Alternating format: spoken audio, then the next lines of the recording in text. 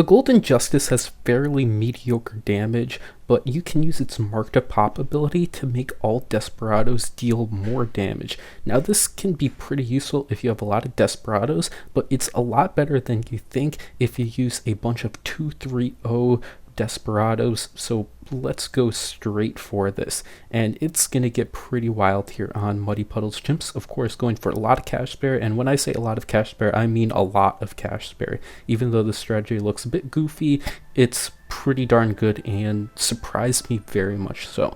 And also on top of this, we're going to be using Etienne as the hero, which is pretty interesting. Don't see a whole lot of optimal Etienne use, and here I believe it is optimal actually.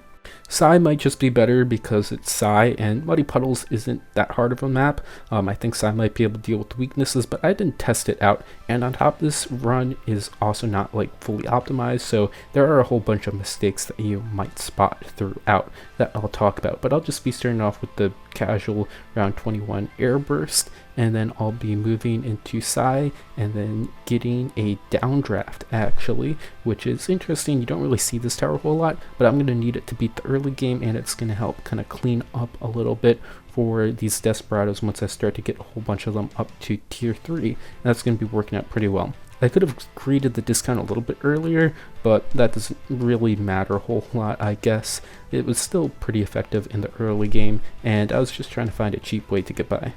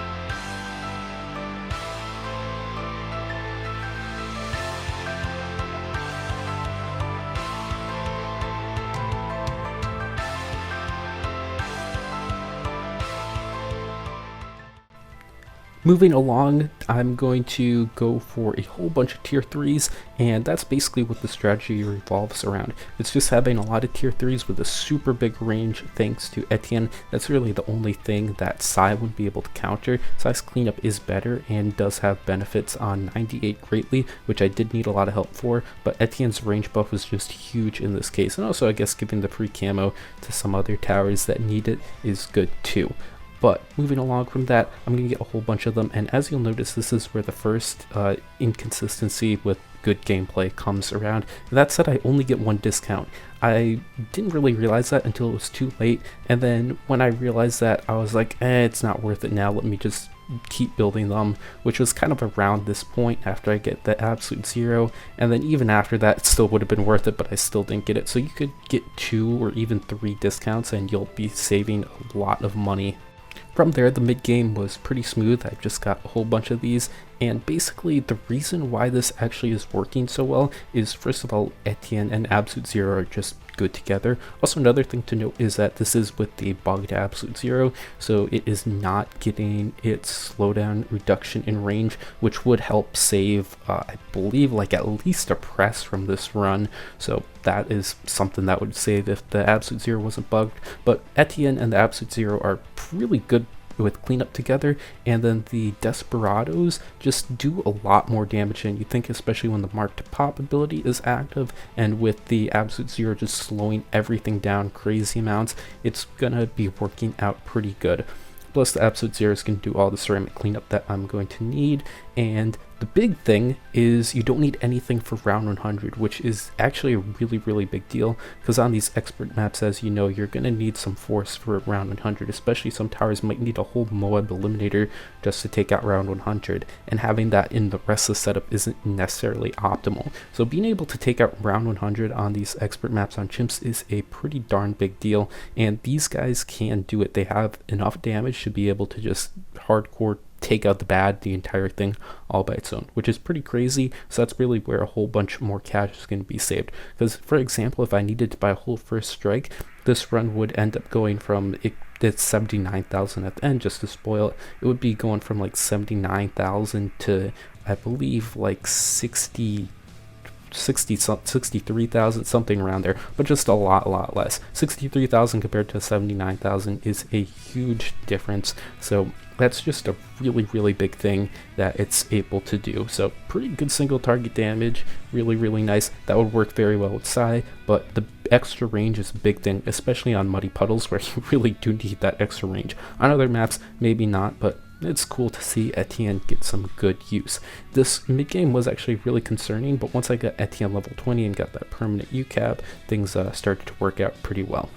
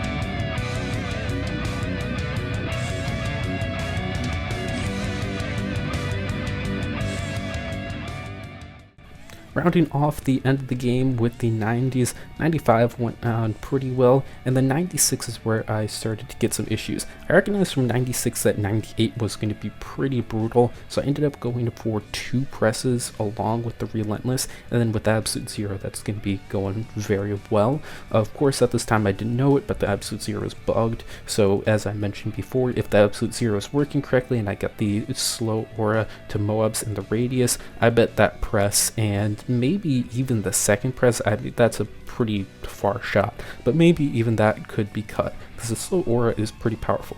97 really wasn't much of an issue, I just had to do a lot of micro. I was able to save my abilities, so that's kind of the big deal. And then around 98, it definitely took a bunch of tries, and the RNG was pretty brutal here on 98, but that just can happen sometimes when you have a whole lot of projectiles going and you're really trying to skimp by.